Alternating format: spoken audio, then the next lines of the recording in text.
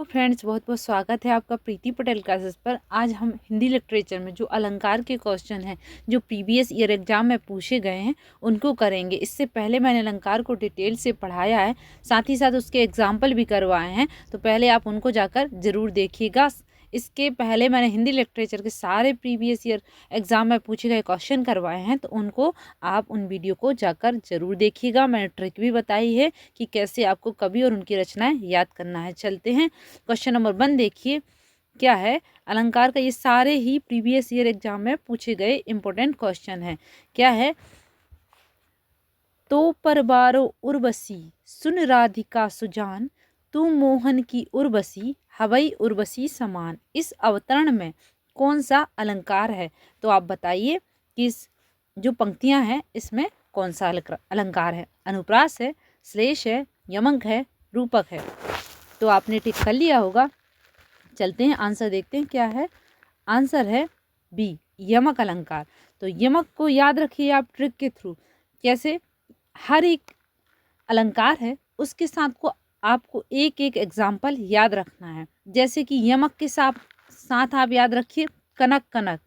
एक इसका एग्जाम्पल है ना, कनक कनक ते सौगुनी मादकता अधिकाय, यही खाए बोराय ने यही पात बोरात। तो इसका आप याद रखिए यमक कनक कनक। एक कनक का अर्थ सोना, दूसरे कनक का अर्थ होता है धतूरा।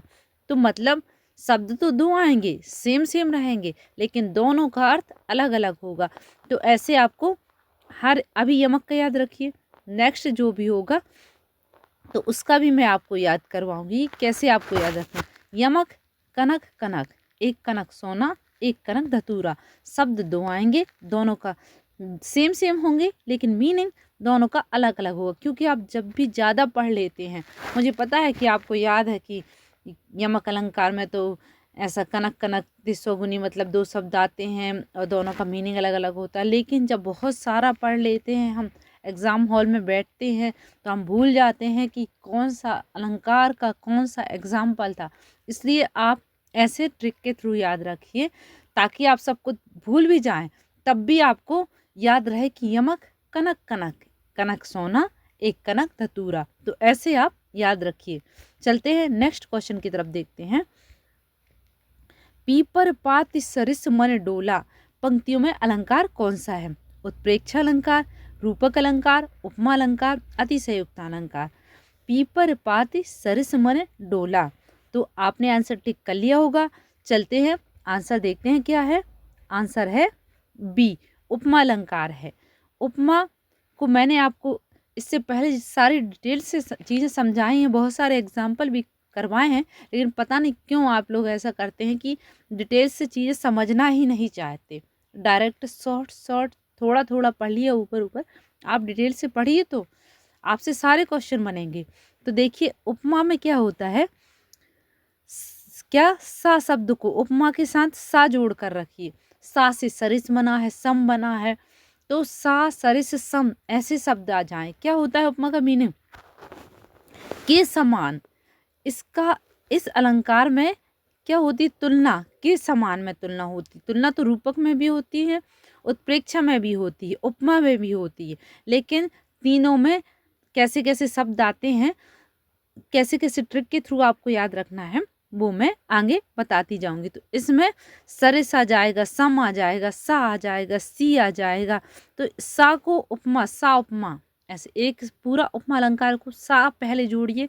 सा उपमा, सा उपमा मतलब सा से शब्द बने हुए सा, सरिस, सी, सम, ये कोई भी शब्द आ जाए तो आपको उपमा अलंकार वहाँ टिक करना है। पीपर के समान मन डोला, पीपर के पत्ते के समान, जो पीपल का पत्ता है उसके समान मन कैसा? डोला, के समान। नेक्स्ट में चलते हैं। मुदित महीपति मंदिर आए, सेवक सचिव सुमंत बुलाए। पंक्तियों में कौन सा अलंकार है? उपमा, अनुप्रास, रूपक, यमक। तो देखते हैं आंसर की तरफ। चलते हैं, आपने टिक कर लिया होगा। उपमा है, अनुप्रास है, रूपक है या यमक है। चलते हैं आंसर देखते हैं। आंसर सी, अनुप्रास अलंकार है। बहुत ही सरल है, मुझे पता है कि इतना आपको पता होगा। अनुप्रास अलंकार का एग्जाम्पल बार बार जो व्यंजन वर्ण रिपीट हो रहे हों, भले वह आगे हों या पीछे हों, आप बताइएगा मुझे।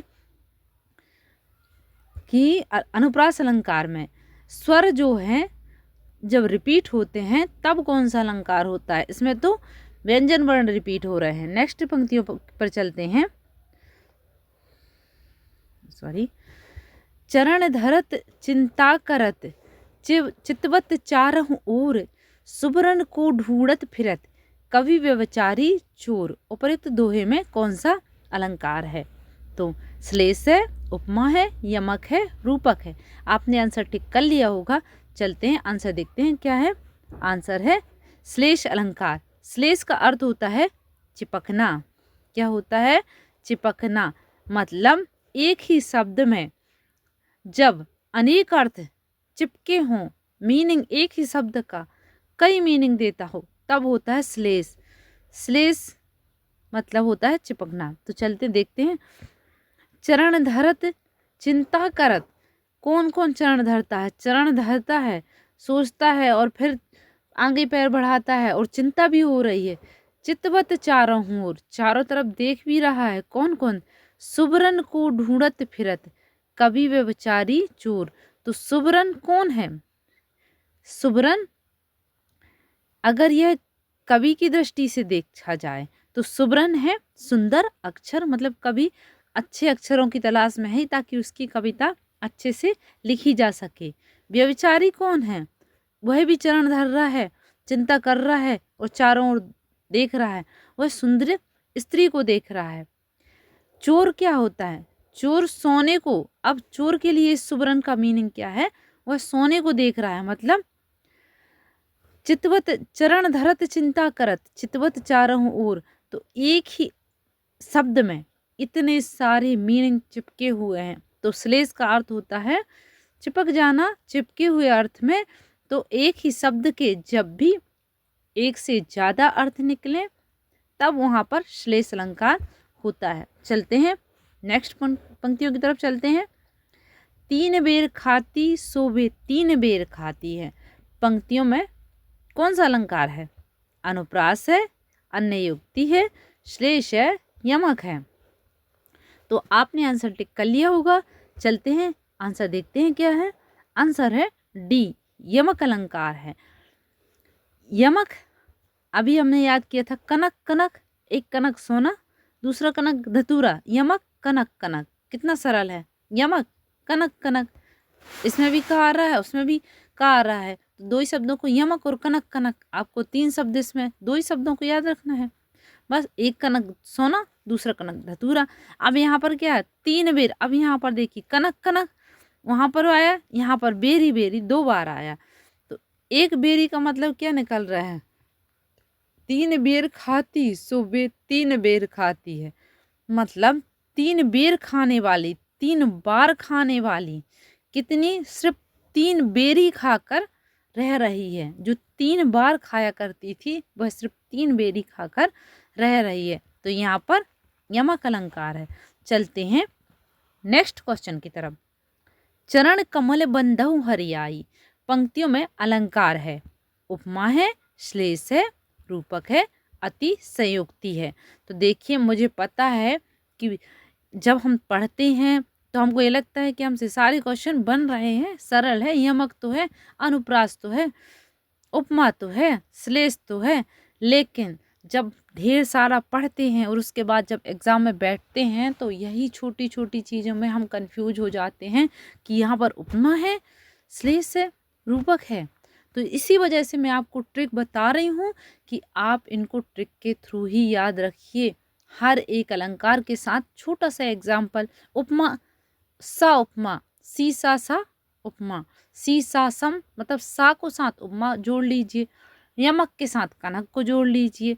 आगे बताती हूँ। चरण कमल बंधु हरियाए। चलते हैं आंसर देखते हैं क्या है। आंसर भी है रूपक अलंकार। अब देखिए रूपक अलंकार क्या होता है? अभेद रहित आरोप जिस पर हो जाए, कोई भेद ना रह जाए। चरण और कमल में कोई भेद नहीं, अभेद रहित आरोप हो रहा है वहाँ पर। रूप, चरण को कमल का ही रूप दे दिया है। आप रूप से याद रखिए कि कोई भेद नहीं, उसको पूरी तरह उसी के रूप में ढाल दिया गया है। मतलब जैसे कि उपमा अलंकार में क्या होता है? चरण, कमल से चरण, यहाँ पर अगर हम तो होता कमल से चरण, यहाँ पर होता क्या, तब हो जाता उपमा अलंकार। लेकिन ये समता सूचक चिन्ह आपको दिख रहा है, ये क्या बता रहा है, चरण और कमल में कोई अंतर नहीं है। जिस तरह कमल कोमल है उसी तरह चरण भी हैं, कोई भेद नहीं रह गया। तब वहाँ पर मतलब चरण को कमल का ही रूप दे दिया है, तो वहाँ पर रूपक अलंकार है।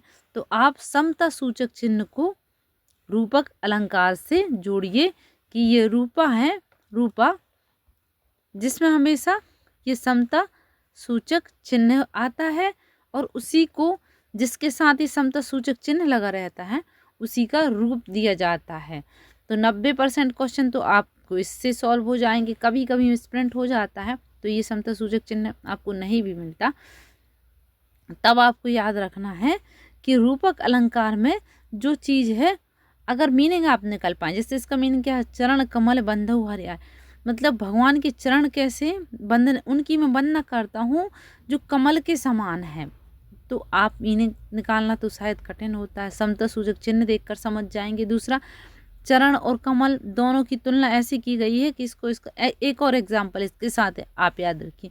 मैया मैं तो चंद्र खिलौना ले हूँ, भगवान जी कृष्ण का एक बहुत अच्छा उदाहरण है, रूपक अलंकार है वहाँ। मैया मैं तो चंद्र खिलौना ले हूँ, मुझे चंद्र सा खिलौना नहीं चाहिए, चंद्र के समान खिलौना नहीं चाहिए, चंद्र ही चाहिए खिलौने में। तब यहाँ पर रूपक अलंकार है। तो रूपक के साथ चंद्र खिलौना ले हूँ वाला एग्जाम्पल आप याद रखिए, ताकि पेपर में आपको याद रहे कि चंद्र खिलौना में समता सूचक ये चिन्ह याद रहेगा।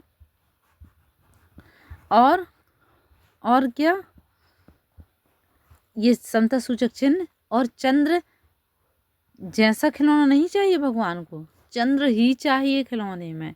तो चंद्र को खिलौने को चंद्र का ही रूप दे दिया है, मतलब इतनी समानता दोनों में हो गई है। रूप देना, रूपक रूप देना, उसी का रूप दे देना। नेक्स्ट चलते हैं। उस काल मारे क्रोध के तनु कांपने उनका लगा, मानो हवा के जोर से सोता हुआ सागर जगा। इस उद्धरण में कौन सा अलंकार है? आप मुझे अलंकार के साथ साथ रस भी बताइए कि इसमें कौन सा रस है, क्योंकि नेक्स्ट मैं वीडियो रस पर लाने वाली हूँ जो प्रीवियस ईयर एग्जाम में पूछे गए हैं। इसी तरह रस को भी समझाऊंगी ताकि आप कभी भूले ना। तो अतिशयोक्ति है, उत्प्रेक्षा है, उपमा है, रूपक है। आपको बताना है, आपने आंसर टिक कर लिया होगा। उस काल मारे क्रोध के तनु कांपने उनका लगा, मानो हवा के जोर से सोता हुआ सागर जगा। तो कौन सा अलंकार है? चलते हैं आंसर की तरफ। आंसर है सी, यहाँ पर उत्प्रेक्षा अलंकार है। अब देखिए इसकी ट्रिक देखिए, उत्प्रेक्षा को याद रखिए। इसमें कौन से शब्द आते हैं? उत्प्रेक्षा में मनु, मानहु, जनु, जानहु। तो मनु, जनु, मानो ऐसा लग रहा है, कल्पना की जाती है। उत्प्रेक्षा क्या है? कल्पना पर आधारित है। कल्पना हो रही है कि मानो, कल्पना हो रही है कि मानो ऐसा लग रहा है कि उस काल के मारे क्रोध के तनु कांपने उसका लगा। क्या आ गया? मानो ऐसा लग रहा है कि अर्जुन के लिए पंक्ति लिखी गई हैं कि क्रोध के मारे उनका तन कांपने लगा, मानो ऐसा लग रहा है कि हवा के जोर से, मतलब हवा के चलने से सोता हुआ सागर जगा, सागर में तूफान आ गया है। तो यहाँ पर ये मानो शब्द हमको ये बता रहा है कि उत्प्रेक्षा अलंकार है। ट्रिक याद रखिए, ट्रिक आपको याद रखना है कि यहाँ पर मनु भैया की सब लोग उपेक्षा करते हैं। क्या ट्रिक है मनु भैया की, सब लोग, मनु और तनु भैया की। तो यहाँ पर मानो, मनु, सॉरी, मानो और जनू, मनु और जनू, ये दो शब्द आएंगे। मानो ऐसा हो जाए, मानहूँ ऐसा हो जाए। अगर ये अवधि में और ब्रज भाषा में तो मानहूँ हो जाएगा, शब्द चेंज हो जाएगा। लेकिन माँ तो आपको मिलेगा, मानो, मानहूँ, जानो, जानहूँ, ये शब्द। तो मानु, मनु और जनू भैया दोनों की सब लोग उपेक्षा करते हैं। क्या? उपेक्षा से याद आ जाएगा उत्प्रेक्षा अलंकार। मनु और जनू भैया बहुत ही घमंडी हैं, तो सब लोग उनकी क्या करते हैं? उपेक्षा करते हैं। उपेक्षा, उपेक्षा से याद आ जाएगा उत्प्रेक्षा। ट्रिक, मनु भैया की सब लोग उपेक्षा करते हैं। तो मनु से आपको सारे याद आ जाएंगे।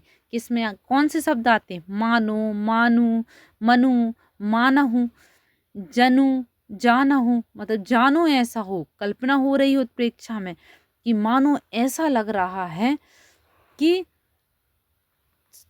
मुख चंद्रमा जैसा है, सॉरी, मुख चंद्र, मानो ऐसा लग रहा है कि मुख चंद्रमा है। तो मानो कल्पना ऐसी की जा रही है, मानो ऐसा लग रहा है कि मैं तो पक्षी बनकर उड़ने लगा। तो मानो ये क्या हो रही है? कल्पना की जा रही है। तो उत्प्रेक्षा में कल्पना होती है।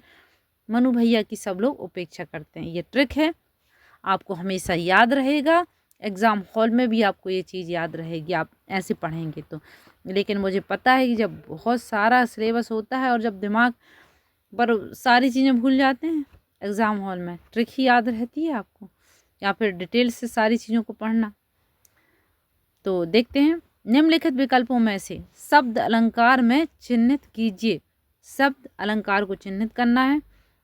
यमक है, मैंने इससे पहले सारी चीज़ें डिटेल से पढ़ाई हैं, तो आप उनको जाकर ध्यान से थोड़ा सा पेशेंस रखिए और वीडियो को पूरा देखिए यार। ऐसा नहीं है कि आप थोड़ा थोड़ा देख के बस, आपको तो इतनी डिटेल में चीज़ें चाहिए ही नहीं है, तो आप थोड़ा सा पेशेंस रख के देखिए। यमक है, व्यतिरेक है, रूपक है, प्रतीप है।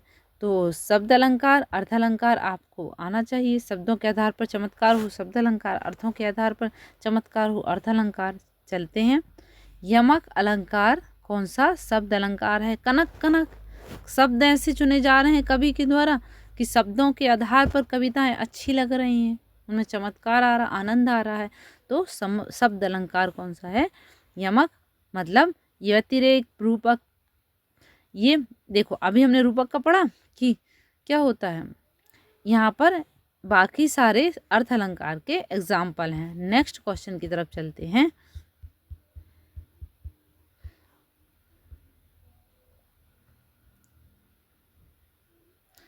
नीचे लिखे विकल्पों में कौन सा विकल्प रूपक अलंकार से संबंधित है? आपको रूपक अलंकार से बताना है कि कौन सा संबंधित है। अच्छा, सीधा परिभाषा पूछी गई है रूपक अलंकार की, तो अभी अगर मैंने समझाया, आपको समझ में आया है, तो आप जरूर कर पाएंगे इसको। इसका मुख चंद्रमा के समान है। समान किस में आती है? समान, पीपर पात सरिस मंडोला, पीपर के पत्ते के समान मंडोला। मुख चंद्रमा सा है, मुख चंद्रमा के समान है। तो यहाँ पर उपमा हो रही है, उपमा अलंकार। यहाँ पर भी उपमा हो रही है। इसका मुख ही चंद्रमा है, बिल्कुल भेद नहीं है, मुख ही चंद्रमा है। चंद्रमा और मुख में कोई भेद ही नहीं रह गया, अभेद, बिना भेद के आरोप हो रहा है। तो यहाँ पर है कौन सा अलंकार? आप समझ गए होंगे कि कौन सा अलंकार। सी है यहाँ पर। किसका उदाहरण है? रूपक अलंकार को, मतलब चंद्रमा का ही रूप दे दिया है। किसको? मुख को। तो रूपक में रूप दे दिया जाता है उसी का, बिल्कुल भेद भी नहीं रहता रूप में, रूप रंग सब कुछ उसके जैसा हो जाता है। ऐसी ट्रिक है, याद रखिए। नेक्स्ट क्वेश्चन की तरफ चलते हैं। तरनी तनुजा तट तमाल तरुबर बहुछाए में कौन सा अलंकार है? बहुत ही सरल है, सब लोग बचपन से पढ़ते आ रहे हैं, अनुप्रास अलंकार होगा। नेक्स्ट क्वेश्चन की तरफ चलते हैं। नवल सुंदर श्याम शरीर की सजल नीरद सी कल क्रांति थी, कौन सा अलंकार है? उपमा है, रूपक है, श्लेष है, उत्प्रेक्षा है। तो चलते हैं, देखते हैं आंसर। आंसर है उपमा। उपमा अलंकार है। देखो, ये सी शब्द आ गया, ये सी आ गया, एक साथ एक पंक्तियों में एक से ज़्यादा अलंकार भी हो सकते हैं, वो आपके ऑप्शन पर डिपेंड करेगा कि ऑप्शन कितने हैं। 4 ही ऑप्शन होते हैं, 10-12 तो ऑप्शन आते नहीं, तो हमारा आसानी से उस चीज़ को पकड़ लेते हैं। एक साथ 2 भी सही होते हैं, अगर 2 भी एक साथ अलंकार दिए हैं तो दोनों ऑप्शनों के आपके नंबर मिलेंगे उसमें, उस कंडीशन में। तो यहाँ पर देखिए सी आ गया, उपमा अलंकार है। उपमा में हमने सा को याद रखने के लिए बोला था, सा उपमा। आगे देखते हैं, शेष महेश गणेश दिनेश सुरेशहु जाहि निरंतर गावै। पंक्ति में अलंकार है, रूपक है, अनुप्रास है, यमक है, श्लेष है। तो चलते हैं आंसर देखते हैं। अनुप्रास अलंकार है, बहुत ही सरल है, सबसे बन गया होगा। नेक्स्ट क्वेश्चन की तरफ चलते हैं। फूले कास सकल मही छाए, जनु बरसा ऋतु प्रकट बुढ़ाई। में अलंकार है, यमक है, रूपक है, श्लेष है, उत्प्रेक्षा है। तो आपने आंसर टिक कर लिया होगा। देखते हैं आंसर क्या है। आंसर है डी, उत्प्रेक्षा। कैसे समझे? जनु शब्द आ गया, मनु और जनु और जानो मानो, जानू, ऐसा जानू, तो ये सब ये भाषाओं के फेर हैं। बुंदेली भाषा, बघेली भाषा, अवधी भाषा। तो किसी में बोलते हैं मानो ऐसा लग रहा है, माना हुआ ऐसा लग रहा है, जानो ऐसा हो रहा है, जाना हुआ ऐसा हो रहा है। तो मनु जनु भैया की सब लोग उपेक्षा करते हैं। तो उत्प्रेक्षा से आपको उपेक्षा से उत्प्रेक्षा याद रहेगा। कौन भैया की? मनु और जनु भैया की, मनु भैया की। मनु भैया, मनु किसी का नाम है, या मनु चाचा आप याद रखो। मनु चाचा की सब लोग उपेक्षा करते हैं। तो उपेक्षा से उत्प्रेक्षा अलंकार आपको याद आ जाएगा। चलते हैं, रूपक अलंकार यह होता है, क्या होता है रूपक अलंकार के बारे में आपको बताना है। उपमेय की समानता, उपमेय उपमान की समानता होती क्या रूपक अलंकार में? आपने अभी मैंने अगर जो समझाया और आपके दिमाग में बात बैठ गई तो आप इसको जरूर कर लेंगे। उपमेय उपमान की अभेद होता है क्या? उपमेय से उपमान विशिष्टता रखता है क्या? उपमेय से समान उपमानहीनता रखता है क्या? तो आपने आंसर टिक कर लिया होगा। देखते हैं आंसर क्या है। आंसर है बी, उपमेय उपमान के अभेद। मैंने बताया कि बिल्कुल कोई भेद ही नहीं रह गया, पूरा रूप दे दिया है किसका? रूपक अलंकार में। तो अभेद रहित आरोप हो रहा है रूपक अलंकार में। तो ऑप्शन नंबर बी यहाँ पर सही है। नेक्स्ट क्वेश्चन, क्वेश्चन नंबर 15 है। ज्यों ज्यों बूढ़े श्याम रंग, त्यों त्यों उज्ज्वल होए। इन पंक्तियों में कौन सा अलंकार है? कौन सा अलंकार है इन पंक्तियों में? विरोधाभास है, उत्प्रेक्षा है, यमक है, उपमा है। तीनों की मैंने ट्रिक बता दी है आपको, तो आप आंसर पहचान गए होंगे कि कौन सा अलंकार है। तो चलते हैं आंसर देखते हैं क्या है। आंसर है ए, विरोधाभास अलंकार है। किसमें? क्यों? विरोधाभास अलंकार होता क्या है? जिसमें सच में विरोध नहीं है, विरोध का सिर्फ आभास हो रहा है, उसी के नाम में उसका अर्थ छिपा है, विरोध का आभास होना। मतलब कैसा लग रहा है? ज्यों ज्यों बूढ़े श्याम रंग, त्यों त्यों उज्ज्वल होए। कोई चीज़ ऐसी होगी कि जितने तुम काले रंग में डुबोगे उतनी ही उज्जवल होगी? नहीं होगी। लेकिन अगर वास्तविक रूप से देखा जाए, इसका मीनिंग निकाला जाए, तो जैसे जैसे भगवान के रंग में, भगवान कृष्ण के रंग में हम डूबते जाते हैं, वैसे ही हमारी आत्मा, मन उज्जवल और पवित्र होता जाता है। तो भेद तो यहाँ बिल्कुल नहीं है, विरोध तो यहाँ हो ही नहीं रहा। विरोध कहाँ है? लेकिन विरोध का आभास हो रहा है। नेक्स्ट चलते हैं, क्वेश्चन नंबर 15 तक ही करेंगे हम, क्योंकि बहुत ज़्यादा मुझे थकावट लग रही है। आज मेरा वेरिफिकेशन था, तो वेरिफिकेशन मेरा कंप्लीट हो गया है, अब बस ज्वाइनिंग मेरी बाकी है। तो अभी के लिए इतना ही। नेक्स्ट वीडियो में इसके आगे के जो क्वेश्चन हैं मैं आपको करवाऊंगी। तो वीडियो अच्छी लगी हो तो लाइक कीजिएगा, चैनल को सब्सक्राइब ज़रूर कीजिएगा, तभी आपको इससे आगे वाली जो वीडियो है वो आप तक पहुंच पाएगी। नहीं तो चैनल कई बार मिलते ही नहीं हैं यूट्यूब पर कि हमने कहाँ देखे थे प्रीवियस ईयर क्वेश्चन। तो आप चैनल को सब्सक्राइब ज़रूर कर लीजिएगा। Thank you for watching. आप हिंदी लिटरेचर के मेरे प्रीवियस ईयर वीडियो ज़रूर देखिएगा, सारे क्वेश्चन मैंने सॉल्व करवाए हैं। तो हिंदी ग्रामर की भी प्लेलिस्ट बनी हुई है, हिंदी लिटरेचर के लिए भी प्लेलिस्ट बनी हुई है, सारे प्रीवियस ईयर क्वेश्चन हैं। तो आप मोस्ट इम्पोर्टेंट क्वेश्चन हैं, आप जाकर उनको देखिए तो एक बार। Thank you for watching.